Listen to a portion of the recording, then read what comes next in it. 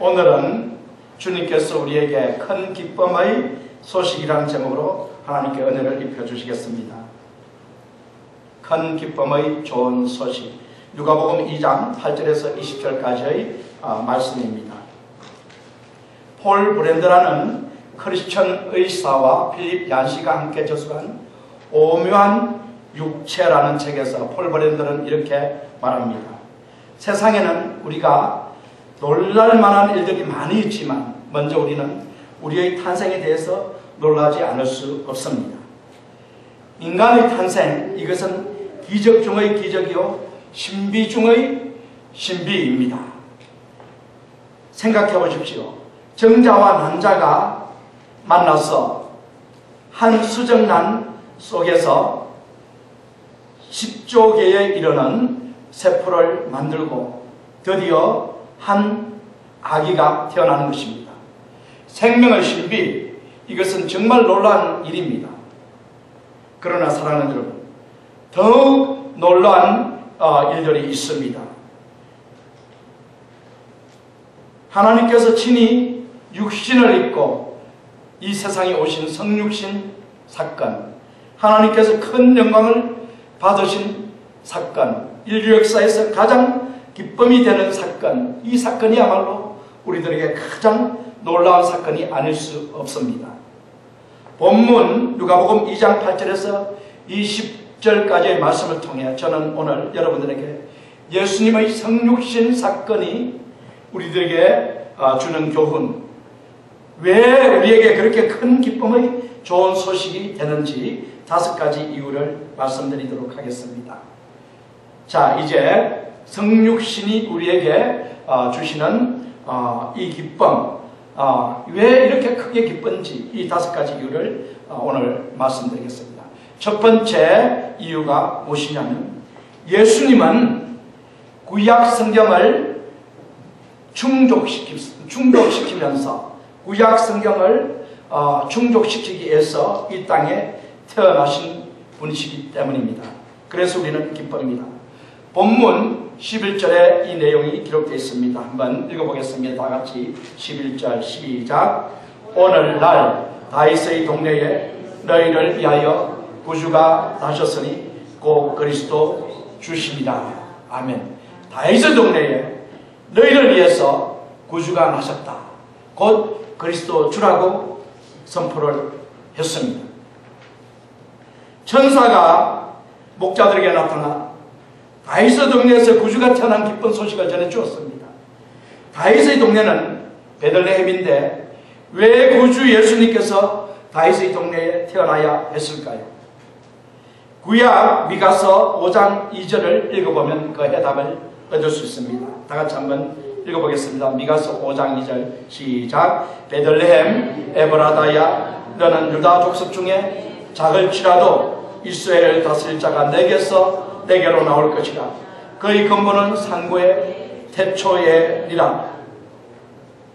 하나님께서 미가 선지자를 통해서 그리스도께서 베들레헴 다윗의 동네에서 태어나실 것을 미리 알려주셨습니다. 그러므로 그리스도가 되기 위해서는 반드시 베들레헴에서 태어나야만 합니다.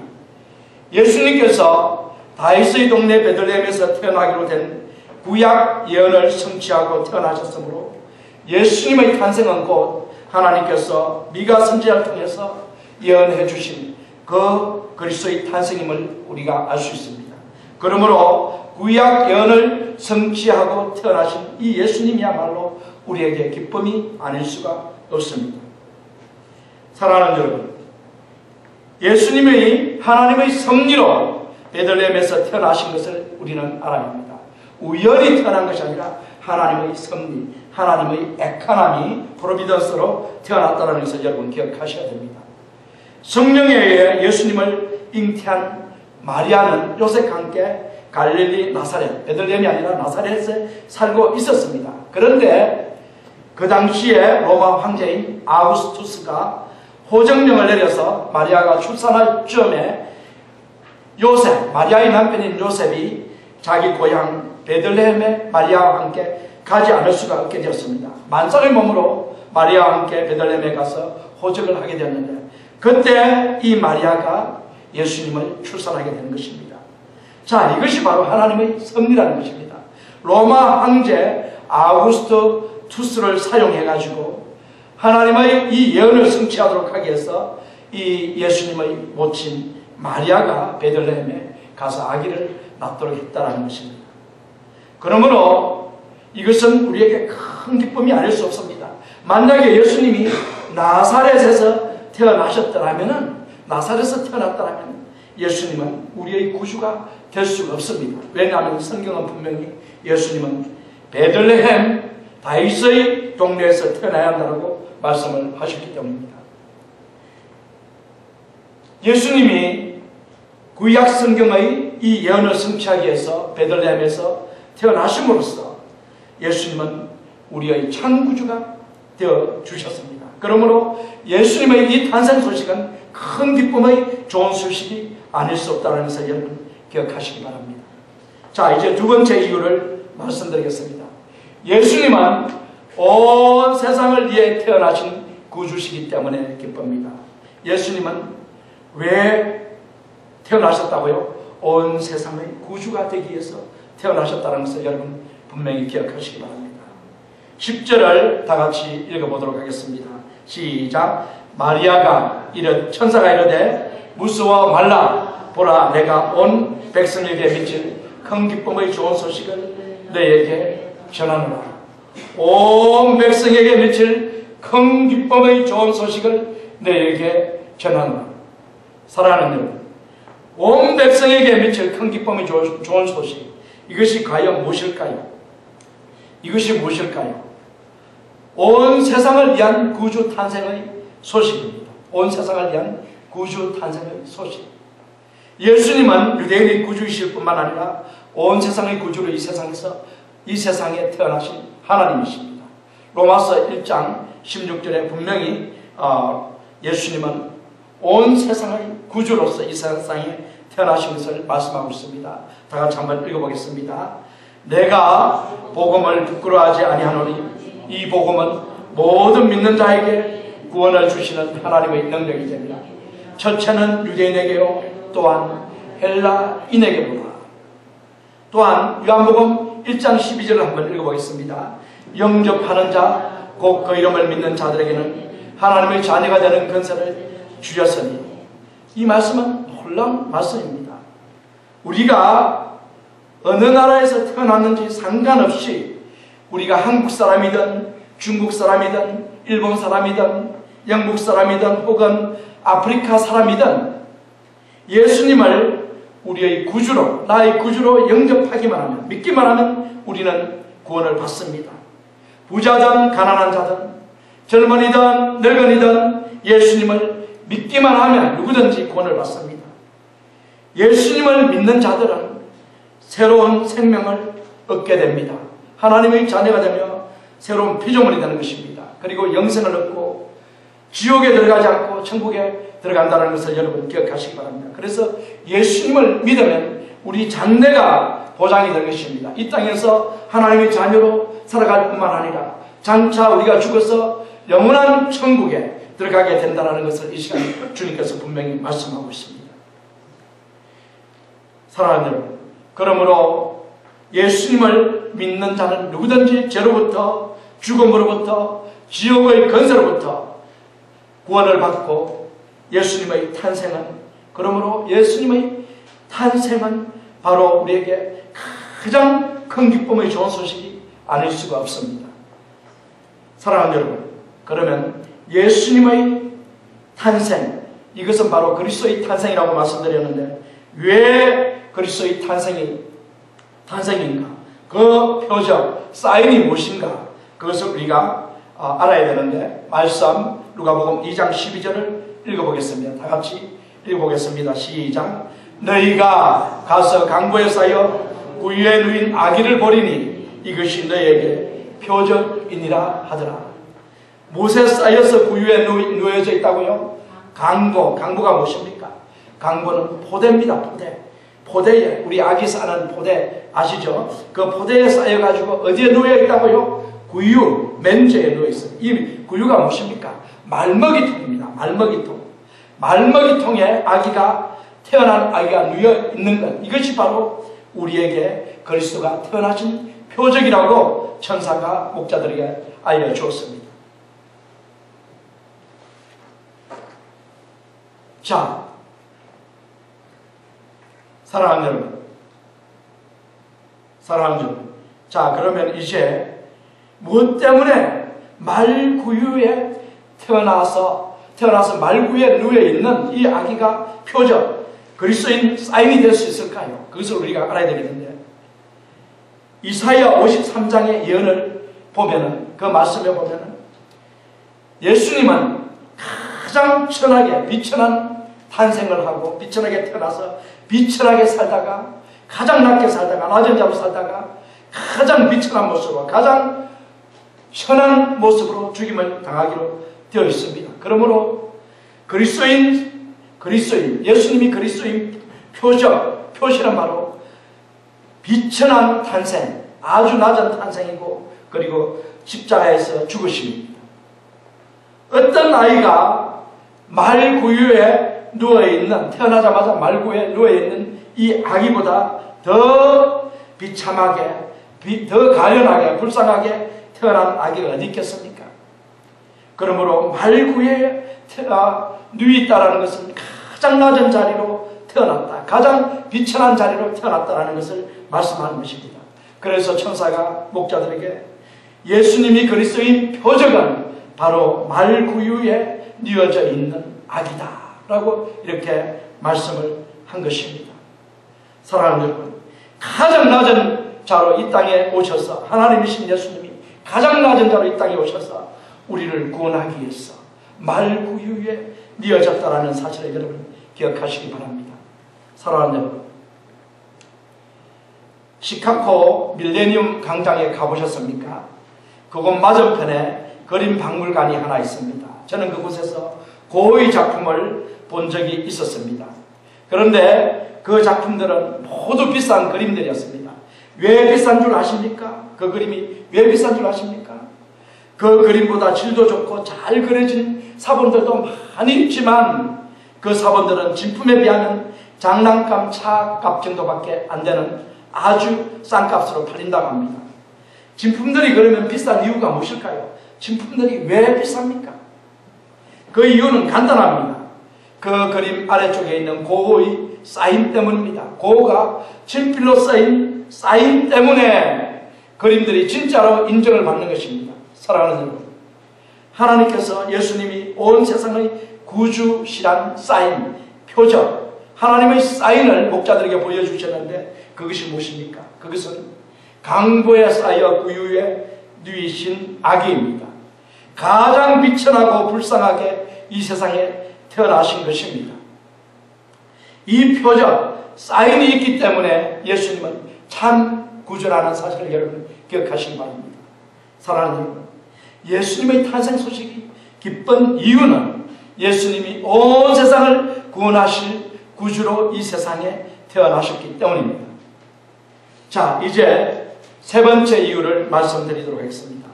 예수님이 탄생하신 것이 기쁜 세 번째 이유는 바로 뭐냐면 예수님은 누구를 구원하기 위해서 이 땅에 오셨다고요? 가장 비천한 자들을 구원하기 위해서 이 땅에 오셨다는 사실을 여러분 기억하시기 바랍니다. 예수님은 목자들처럼 낮고 천한 우리를 위해서 오신 구주이십니다. 예수님은 종교 엘리트나 서기관 바리새인들을 위해서 오지 않으시고 가장 비천하고 천대받는 목자들의 구주로 이 땅에 오셨다는 사실을 여러분 기억하시기 바랍니다. 예수님은 천대받는 사람, 가장 낮은 자리에 있는 사람들이 구주로 오신 분이십니다.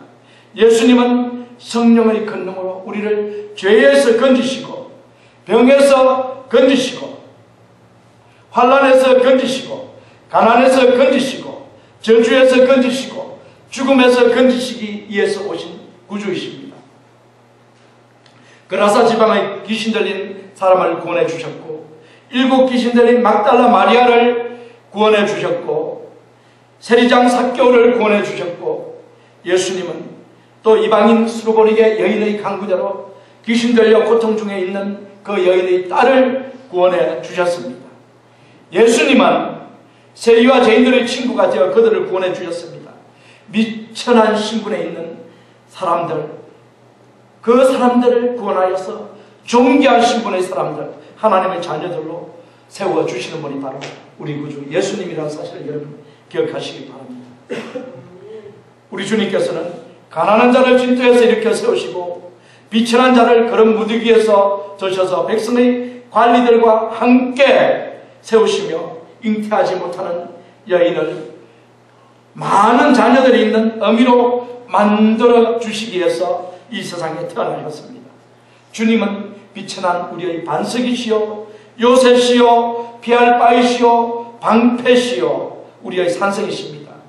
주님께서는 친히 가난하게 되셔서 우리를 부유하게 만드셨습니다.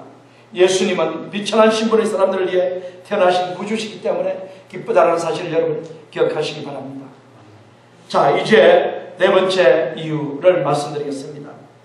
예수님이 하나님의 영광을 드러내시기 위해서 이 땅에 태어나셨기 때문에 예수님의 탄생은 너무나 우리에게 기쁜 소식이 아닐 수 없습니다. 13절, 14절 상반부를 다 같이 읽어보겠습니다.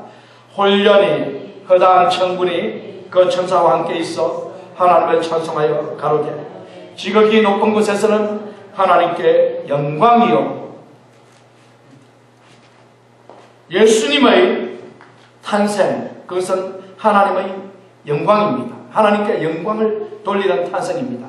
세 가지 영광을 돌리는 일이 있는데 첫 번째는 바로 계시하시는 주님. 이 계시라는 것은 뭐냐면 하나님을 나타내 보인다라는 것입니다. 예수님이 이 땅에 오신 중요한 목적은 바로 뭐냐면 하나님의 모습을 이 땅에 우리들에게 보여주시기 위해서, 나타내시기 위해서, 리빌하기 위해서 이 땅에 오셨다는 것을 여러분 기억하시기 바랍니다. 예수님은 성육신 하셔서 하나님의 형상을 우리에게 보여주셨습니다. 요한복음 1장 18절에 분명히 말씀하고 있습니다. 다 같이 한번 읽어보겠습니다. 본래 하나님을 본 사람이 없으되 아버지의 품속에 있는 독생하신 하나님이 나타나셨고 하나님의 모습을 나타내심으로써 하나님의 영광을 드러내셨고 두 번째는 바로 뭐냐면 구주로서 하나님의 영광을 나타내 주셨습니다. 구주 예수님. 예수님은 십자가에서 대속 죽임을 당하시고 부활하여 모든 믿는 자들에게 죄로부터 사함을 얻게 하시고 어렵게 하게 하시고 영생을 얻게 하시고 하나님의 자녀가 되게 하시고 지옥에서 천국으로 옮겨주셔서 천국의 영생 복락을 누리도록 주님께서 만들어 주셨습니다. 예수님은 구원 주십니다. 그러므로 예수님은 천하보다 더 귀중한 영혼을 구원하여 하나님께 영광을 돌리기 위해서 이 땅에 오신 분이 바로 예수님이십니다. 세 번째는 무엇으로 하나님께 영광을 돌리시냐면 심판주로서 하나님께 영광을 돌리십니다. 예수님은 세상의 심판주로 오시어 하나님의 영광을 드러내실 것입니다. 요한복음 5장 27절에서 29절까지의 말씀을 다 같이 한번 읽어보겠습니다. 또 인자됨을 인하여 심판하는 권세를 주셨느니라. 이를 기이 여기지 말라. 무덤 속에 있는 자가 다 그의 음성을 들을 때가 오라니 선한 일을 행한 자는 생명의 부활로 악한 일을 행한 자는 심판의 부활로 나오리라. 예수님은 이 세상에 사람의 아들로 오셨지만 하나님이지만 사람의 아들로 이 땅에 오셨기 때문에 하나님께서 심판의 권세를 주셔서 마지막 날 죽은 자나 산 자나 모두 다 심판을 하시는데 선한 일을 행한 자, 예수님을 믿는 자는 생명의 부활로 영생을 주시고 악한 일을 행한 자는 심판의 부활로 지옥에서 영벌을 받도록 하실 것을 요한복음 5장 27절에서 28절까지의 말씀을 통해서 하나님께서 우리에게 말씀을 하십니다. 사랑하는 여러분, 이 세상의 종말은 반드시 있다는 것을 여러분 기억하십시오.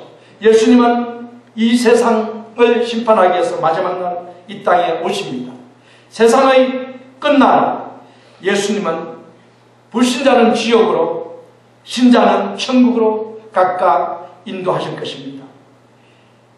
이 세상의 심판을 통하여 예수님은 지금 현재는 하나님 보좌 우편에 앉아있지만 장차 오셔서 우리에게 영원한 복, 부활의 몸을 입혀서 영원한 복을 주실 것을 성경은 분명히 말씀하십니다. 그러므로 예수님은 이 땅에 오심으로써 심판주로서 장차 하나님의 영광을 드러내실 것입니다.